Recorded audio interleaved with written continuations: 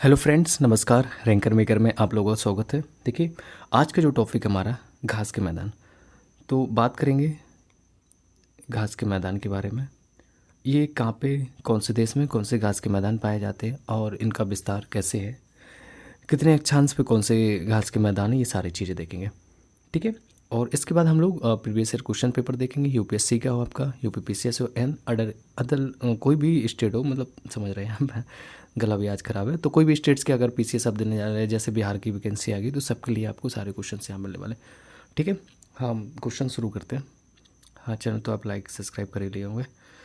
तो मेरा जो टॉपिक है, पहले घास के मैदान के बारे में आपको बता देते हैं और उसका थोड़ा सा कलर चेंज कर लेते हैं आज, है ना। घास के मैदान, अगर घास के मैदान की बात करें तो दरअसल घास के मैदान हम जो भूमध्य रेखीय क्षेत्र से लेकर जो ध्रुवीय क्षेत्रों तक होते हैं, मतलब अगर ये पृथ्वी है तो यहाँ पे ये भूमध्य रेखा हो गई और ध्रुवीय क्षेत्र ये हो गए। तो यहाँ ध्रुवीय जो क्षेत्रों तक पाए जाते हैं, भूमध्य रेखा से ध्रुवों तक जाने के में जो घास की प्रकृति में अंतर आता है, उन्हीं को हमें देखना है कि कितने अक्षांश पे कौन से पाए जाते हैं। ठीक है। तो हम दरअसल थोड़ी सी बात करें, ये 0 डिग्री अक्षांश होता है आपका। 0 के ऊपर अगर हम 10 यहाँ पे मान लेते हैं, ये आपका 10, तो 10 से लेके आपका जो 25 तक, हाँ ऊपर मकर रेखा है, ठीक है भैया। नीचे नहीं नहीं, ऊपर मकर रेखा नहीं, नीचे मकर रेखा है और ऊपर आपके कर्क रेखा है। क्या है?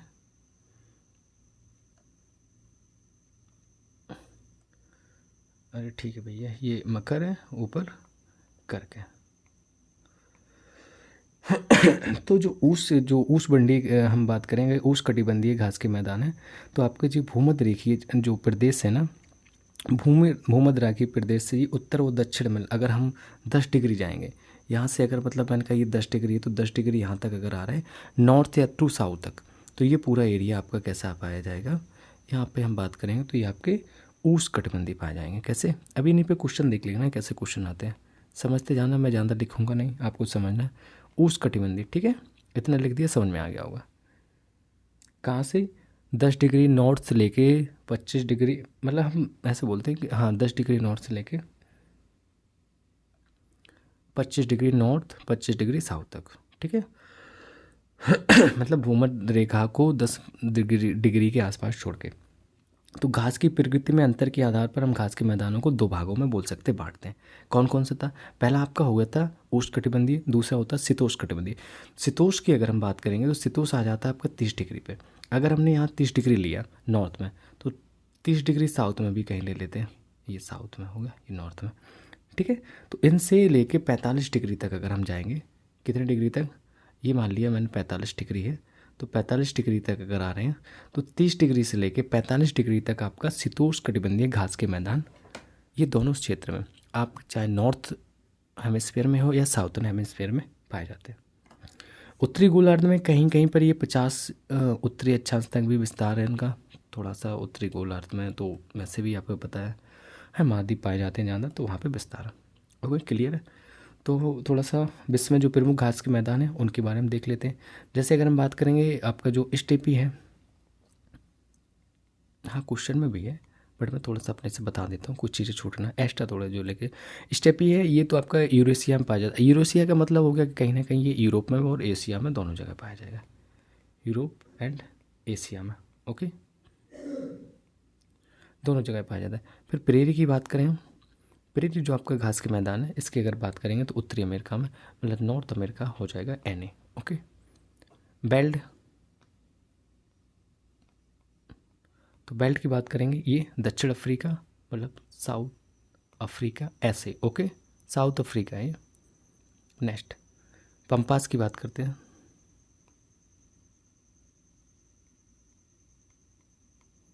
पंपास जो आपके घास के मैदान है, ये दक्षिण अमेरिका में हो जाएगा, मतलब साउथ अमेरिका। अच्छा, ऐसे वहाँ भी था तो इसको हिंदी में लिख देते हैं, कोई दिक्कत नहीं। दक्षिण अमेरिका, ठीक है, बस लर्न करना है। सेलवास की बात करेंगे। सेलवास आपका पाया जाता है अमेजन बेसिन में। कहाँ पे? अमेजन बेसिन में। ओके। ये आपके जो प्राकृतिक वनस्पति घास के मैदान थे वो मैंने सारे बता दिए।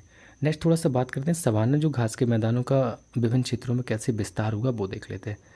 तो दरअसल जो सवाना नाम तो है उसका सवाना ही, लेकिन होता ना किसी का घर का नाम और बाहर का नाम हो, तो इसको अलग अलग देशों में अलग अलग नाम से जानते हैं। अगर सवाना की बात करें तो सवाना वेनेजुएला एवं कोलंबिया में इसको लानोस कहते हैं। कहाँ पे? सवाना को हम वेनेजुएला और कोलंबिया में क्या कहते हैं?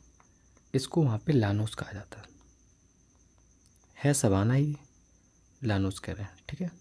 नेक्स्ट ब्राज़ील की बात करें, ये ब्राज़ील हो गया और आपका पराग्वे। इसके बाद बात करेंगे अर्जेंटीना,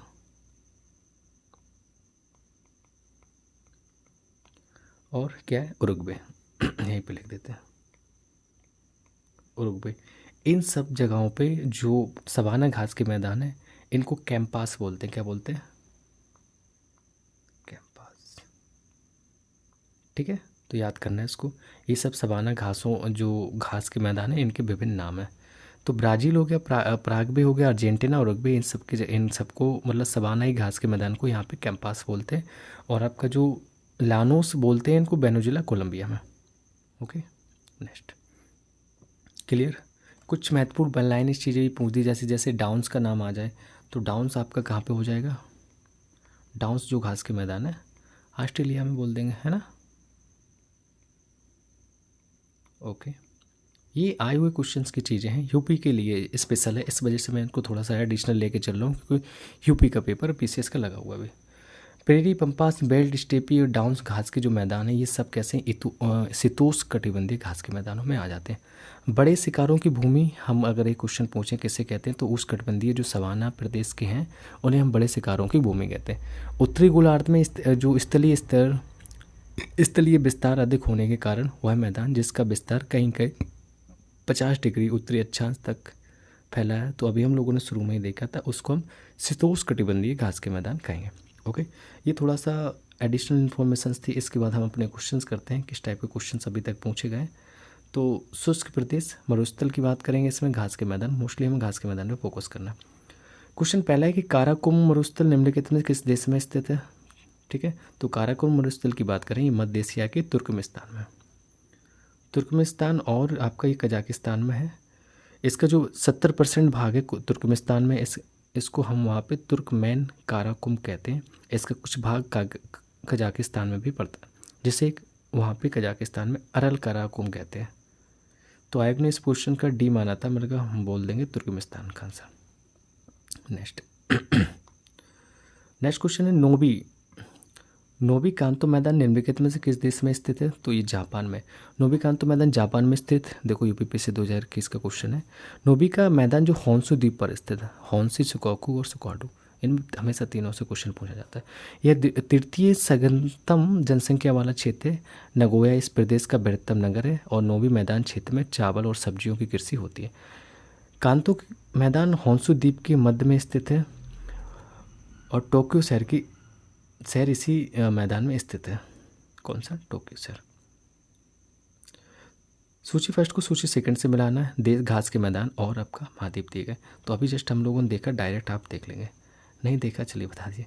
डाउन से जाएंगे सीधे, पहले ऑस्ट्रेलिया, चलिए डी का चौथा जहाँ भी दिखाई दे। अच्छा, 2 जगह दिख रहा है, चलिए। बेल्ट तो लगा सकते हैं ना, दक्षिण अफ्रीका। सी का दूसरा देख लीजिए, सी का दूसरा, आई थिंक मेरे हिसाब से तो यहाँ पे आपका ऑप्शन सी इज राइट है ना, ठीक है। प्रेरी, ये भी सारी चीज़ें देख ली। तो रूस या अमेरिका ऐसे नहीं करना, ये हम अच्छान से देख लेना कहाँ पे। स्टेपीज आपका रूस हो जाएगा, प्रेरी कहाँ? उत्तरी अमेरिका, बेल्ट आपका दक्षिण अफ्रीका, डाउन्स आपका ऑस्ट्रेलिया। विश्व का सबसे शुष्क रेगिस्तान की बात करेंगे तो अटाकामा विश्व का सबसे शुष्क मरुस्थल माना जाता है। इसको मरुस्थल दक्षिण जो अमेरिका में, ये चिली देश के उत्तरी भागों में विस्तृत है। जबकि विश्व का सबसे बड़ा मरुस्थल की बात करेंगे तो वो कौन सा हो जाएगा? आपका सहारा हो जाएगा, जो अफ्रीका महाद्वीप में स्थित है, ठीक है। सोनोरन मरुस्थल का विस्तार की बात करें, संयुक्त राज्य अमेरिका तथा मैक्सिको एवं टकला मकान, मतलब तकला मकान कहते हैं जिसको, मरुस्थल चीन में ये स्थित है। निम्नलिखित में देशों में से किसमें पंपास घास के मैदान, अभी हम लोगों ने आपको पंपास के बारे में बात की, दक्षिण अफ्रीका में पाया जाता है, तो कहीं है दक्षिण अफ्रीका नहीं है, अर्जेंटीना लगा दीजिए, है ना, पंपास दक्षिण अमेरिका, सॉरी वहीं पे था अर्जेंटीना भाई, ओके ठीक है। तो पंपास घास के मैदान दक्षिण अमेरिका महाद्वीप के अर्जेंटीना देश में पाए जाते हैं। यह शीतोष्ण कटिबंधीय घास का मैदान है। कैसा है? शीतोष्ण। ये यूपीएससी 2018 क्वेश्चन है, मैंने अभी बताया ना जो चीज़ें, मैंने कहा था यूपीएससी के लिए बहुत महत्वपूर्ण। Savanna Africa, llanos Venezuela, parkland दक्षिण अफ्रीका हो जाएगा, स्टेपी आपका यूरेशिया। निम्नलिखित में से कौन सम्मिलित नहीं है, ये बताना है कौन सा सम्मिलित नहीं है, ऐसे भी पूछ दिया जाता है, यूपीएससी 2018 का क्वेश्चन। मैंने कहा फोकस स्पीसीज वाले पे चीज़ों पे ध्यान देना। तो ठीक है, आपका गिब्सन मैच नहीं है बकाया। सोनोरन की बात करें तो संयुक्त राज्य अमेरिका में हो जाएगा, तकलामकान चीन में, काराकुम तुर्कमेनिस्तान अभी हम लोगों ने देखा। सोरेमन की बात करें तो ये आपका यहाँ पे हो गया। गिब्सन वो ऑस्ट्रेलिया में है, कहाँ पे? ब्राज़ील में नहीं, ऑस्ट्रेलिया में। संप्राय मैदान संबंधित हैं तो ये नदी से संबंधित हैं। जब नदियाँ अपरदन द्वारा अपने आधार तल को प्राप्त कर लेती हैं तो संपूर्ण भूभाग एक संप्राय मैदान में बदल जाता है। इस प्रकार के बने मैदान पूर्णतः समतल नहीं होते, कठोर सैलों के टीले बीच बीच में खड़े रहते हैं। उदाहरण स्वरूप मिसिसिपी बेसिन का जो ऊपरी भाग है, रूस का मध्यवर्ती मैदान, भारत का अलावरी क्षेत्र है, ये सारे आपके संप्राय मैदान में आ जाएंगे। सूची फर्स्ट सूची सेकंड को मिलाना, घास के मैदान और द्वीप दिए गए, बता देंगे आरम। तो बेल्ट आपका कहाँ पे? अफ्रीका हो जाएगा, है ना। लानोस अभी जस्ट बताया मैंने, लानोस कहाँ पे था।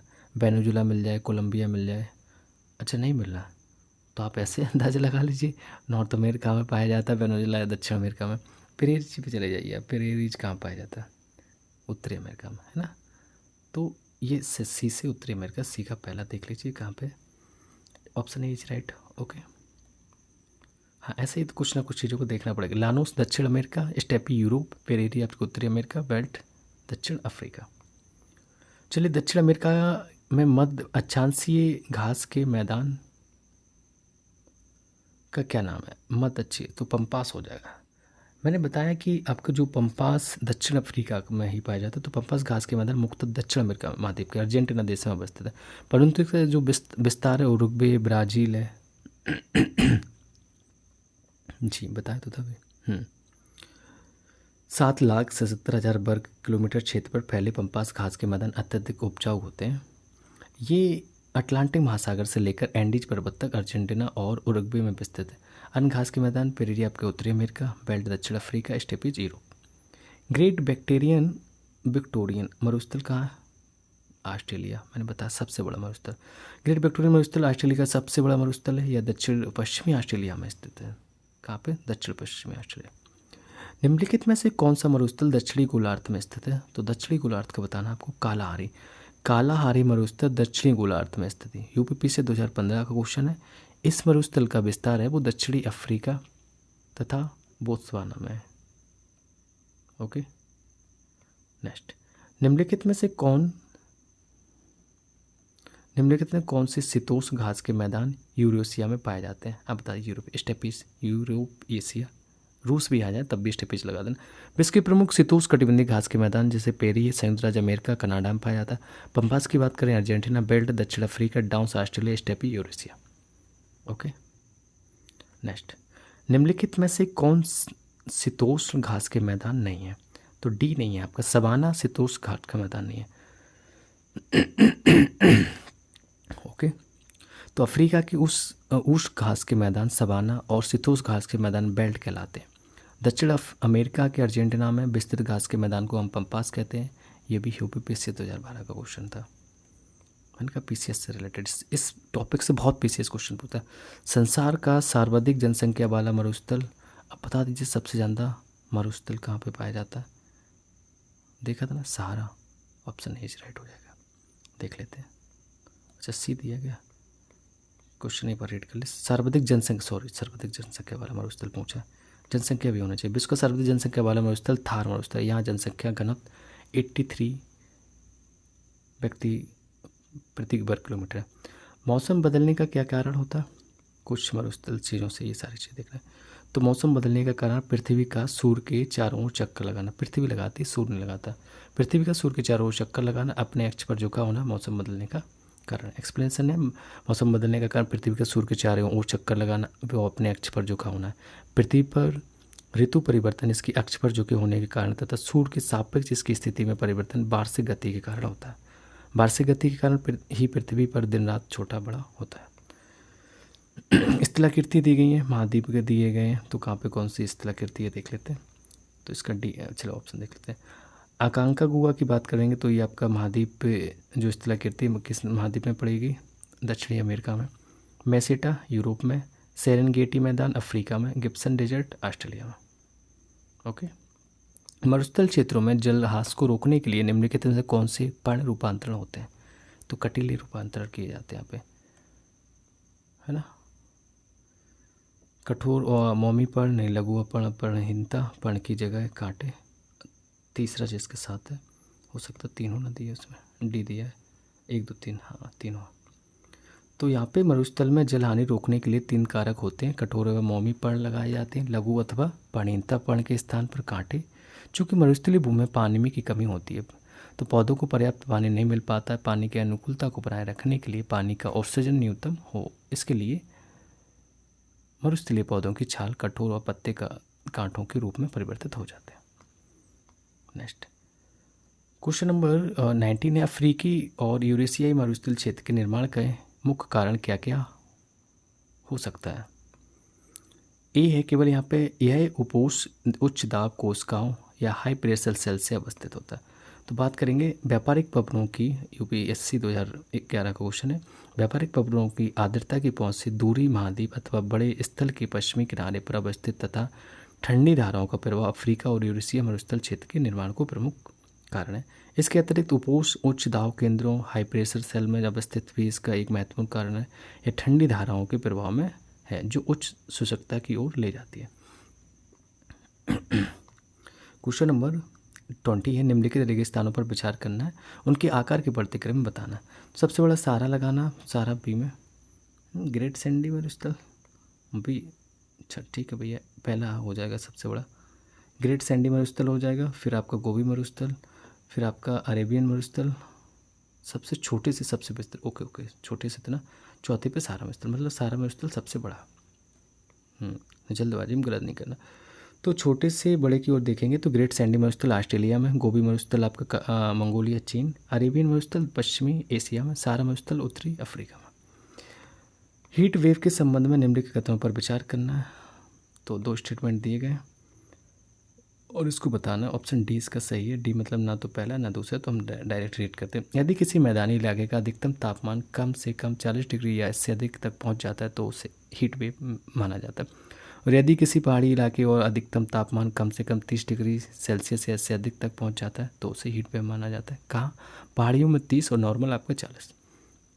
क्वेश्चन नंबर 22 है, सूची फर्स्ट सूची सेकंड, बेल्ट आपको दक्षिण अफ्रीका हो जाएगा, अभी मैंने बताया है ना,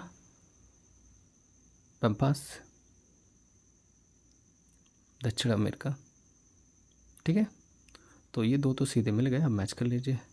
तो बेल्ट आपका दक्षिण अफ्रीका, पंपास दक्षिण अमेरिका और कैम्ब्रिज ब्राज़ील, पेरी उत्तरी अमेरिका। तो ये आपका आज का टॉपिक फिनिश होता है। मिलते हैं नेक्स्ट टॉपिक में, घाटियाँ एवं पठार। चैनल को अगर किसी ने लाइक नहीं किया था, सब्सक्राइब नहीं किया तो प्लीज़ लाइक कर लें, सब्सक्राइब करें। यहाँ पे आपको सारा जीएस का मटेरियल मिलता है।